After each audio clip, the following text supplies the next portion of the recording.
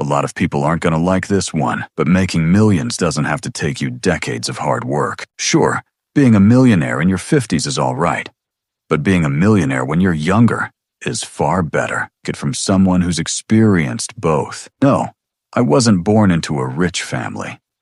Quite the opposite. The odds were stacked against me.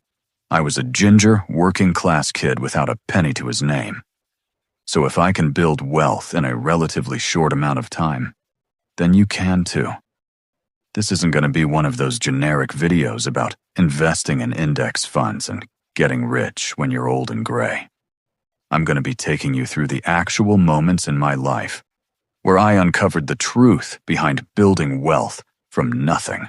From the moment you step foot into school, they try to control your ambition, and one memory that stands out to me was sitting in a lecture theater, just like this one. The teacher asked us to write down our dream job, our dream car, and our dream house. I was really excited. So I wrote down business owner, Ferrari, and mansion. She then said, "Life is going to be tough, so I'm going to break the hard news to you now. You're probably going to have none of those things. So be realistic and lower your expectations." I thought to myself, of course I will. I'll have all of those things. And I've carried that attitude for the whole of my life.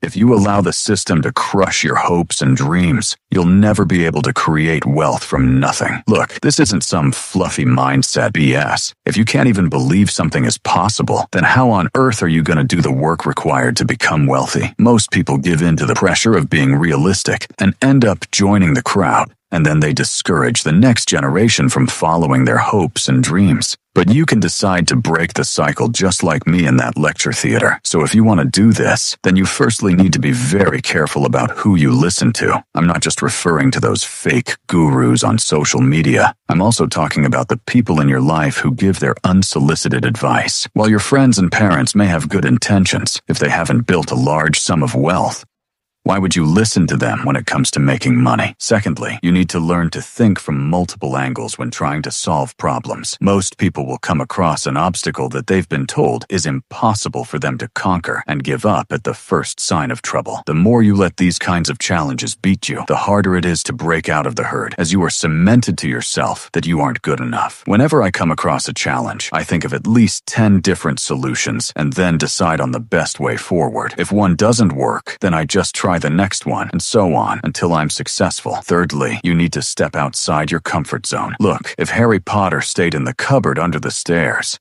then he would never have defeated Voldemort.